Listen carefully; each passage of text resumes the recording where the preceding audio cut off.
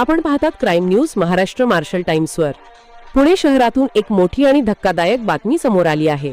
येरवडा कारागृहातून पळून गेलेल्या खुनाच्या गुन्ह्यातील जन्मठेपेच्या शिक्षाबंदी आरोपीला अखेर पुणे गुन्हे शाखेच्या युनिट 1 ने अटक केली आहे।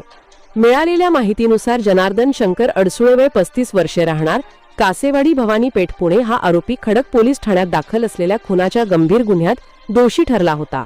सन 2017 मधील खुनाच्या प्रकरणात त्याला न्यायालयाने जन्मठेपेची शिक्षा सुनावली होती। तो येरवडा खुले कारागृहात शिक्षा भोगत होता। मात्र दिनांक 12 मे 2026 रोजी दुपारी 2 ते सायंकाळी 6 वाजण्याच्या दरम्यान आरोपी जनार्दन अडसुळे हा कायदेशीर रखवालीतून पळून गेला। या घटनेनंतर येरवडा पोलीस ठाण्यात गुन्हा दाखल करण्यात आला आणि आरोपीचा शोध सुरू करण्यात आला। या प्रकरणाची गंभीर दखल घेत पुणे गुन्हे शाखेच्या युनिट 1 ने तपासाची सूत्रे हाती घेतली। वरिष्ठ अधिकाऱ्यांच्या मार्गदर्शनाखाली पोलिसांचे विशेष पथक आरोपीचा शोध घेत होते।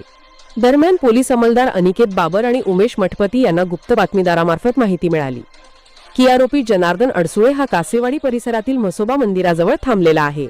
मिळालेल्या माहितीच्या आधारे पोलिसांनी तात्काळ सापळा रचला आणि 14 मे 2026 रोजी दुपारी 12:30 वाजण्याच्या सुमारास आरोपीला ताब्यात घेतले। चौकशी दरम्यान आरोपीने आपली ओळख कबूल केली। तसेच आपल्या आत्याची तब्येत अत्यंत खराब असल्यामुळे तिला भेटण्यासाठी कोणालाही न सांगता जेलमधून पळून आल्याची कबुली त्याने दिली।